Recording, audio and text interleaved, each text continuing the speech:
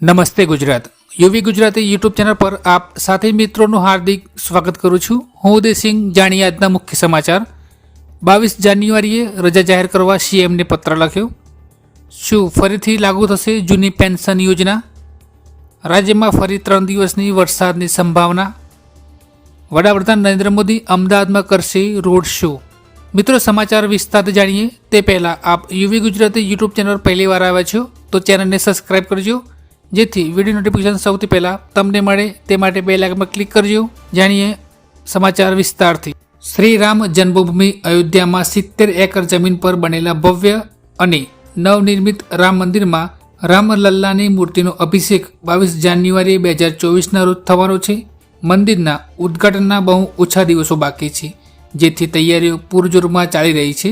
ધારાસભ્ય યોગેશ પટેલે મુખ્યમંત્રીને પત્ર લખ્યો છે કે 22 જાન્યુઆરીએ ગુજરાતમાં જાહેર રજા કરવામાં આવે, જેથી લોકો કાર્યક્રમ જીવંત પ્રસારણ નિહાળી શકે તે માટે જાહેર રજા કરવાની માંગ કરી છે।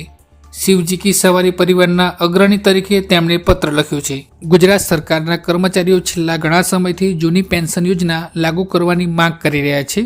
જૂની પેન્શન વ્યવસ્થા લાગુ કરવાની માંગ સાથે સરકારી કર્મચારીઓ આંદોલનો પણ કરી રહ્યા છે।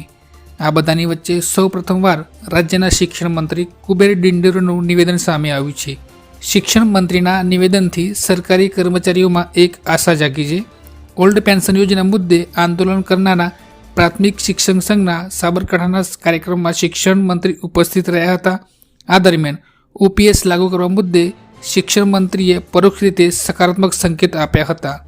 ઓલ્ડ પેન્શન મુદ્દે શિક્ષણ મંત્રીએ કહ્યું હતું કે ઓલ્ડ પેન્શન સ્કીમનો આ પ્રશ્ન શિક્ષણ વિભાગ પૂરતો જ નથી, આવા તો 26 વિભાગો છે જેમાંનો આ પ્રશ્ન છે, એ પણ આપણી ભાજપ સરકાર આપણે જ કરીશું, નરેન્દ્ર મોદી સાહેબ જ કરશે। વૈશ્વિક નેતા છે, ફરીથી એપ્રિલમાં ચૂંટણી આવવાની છે, મોદી સાહેબ સ્પષ્ટ બહુમતીથી દેશના વડાપ્રધાન બનશે, જેમાં કોઈ બેમત નથી। આપણે જણાવી દઈએ કે રાજ્યમાં છેલ્લા ઘણા સમયથી સરકારી કર્મચારીઓ દ્વારા જૂની પેન્શન યોજના શરૂ કરવાની માંગ કરવામાં આવી રહી છે। કર્મચારીઓનું કહેવું છે કે પાછલી વયમાં આર્થિક સલામતી માટે જૂની પેન્શન યોજના મદદરૂપ થઈ શકે છે। 2004થી કેન્દ્ર અને રાજ્ય સરકારે જૂની પેન્શન યોજના બંધ કરી હતી। આની પાછળનું કારણ એવું આપવામાં આવ્યું હતું કે ઓપીએસને કારણે સરકારી તિજોરી પર મોટું ભારણ આવે છે, જેના કારણે સરકાર પાસે વિકાસ કાર્યો માટે પૂરતું ફંડ વધતું નથી। આગામી 7 દિવસને લઈને હવામાન વિભાગે આગાહી કરી છે, જેમાં હવામાન વિભાગ દ્વારા જણાવવામાં આવ્યું છે કે આગામી 3-4 દિવસમાં વાતાવરણ સૂકું રહેશે। ત્યારબાદ 5મા દિવસથી રાજ્યના કેટલાક ભાગોમાં છૂટોછાયો વરસાદ વરસી શકે છે। આગામી 8, 9 અને 10 જાન્યુઆરીએ સૌરાષ્ટ્ર, કચ્છ અને દક્ષિણ ગુજરાતમાં કેટલાક જિલ્લાઓમાં વરસાદ વરસી શકે છે, તો સાથે ઠંડીનું જોર યથાવત રહેશે। આગામી 3જા દિવસ બાદ 4થા અને 5મા દિવસે એટલે કે 8, 9 જાન્યુઆરીએ સૌરાષ્ટ્ર અને ગુજરાતના અન્ય જિલ્લાઓમાં છૂટોછાયો વરસાદ વરસી શકે છે।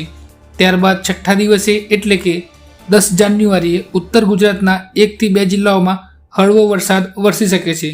સૌરાષ્ટ્રના જૂનાગઢ, ગીર સોમનાથ અને દીવમાં વરસાદ પડવાની સંભાવના રહેલી છે, તો દક્ષિણ ગુજરાતમાં નવસારી, વલસાડ, ડાંગ, દમણ, દાદરા અને નગર હવેલીમાં પણ છૂટોછાયો વરસાદ પડે તેવી સંભાવના છે।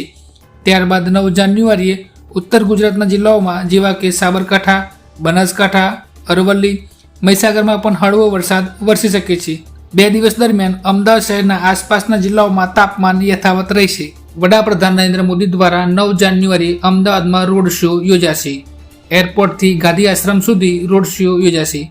મીડિયા રિપોર્ટ અનુસાર એરપોર્ટથી ગાંધી આશ્રમ સુધી વિવિધ સમાજના લોકો અને ભાજપના કાર્યકર્તાઓ વડાપ્રધાન નરેન્દ્ર મોદીનું સ્વાગત કરશે। ધન્યવાદ મિત્રો। આવા જ સમાચાર જોવા માટે આપની ચેનલને સબસ્ક્રાઈબ કરો। ધન્યવાદ।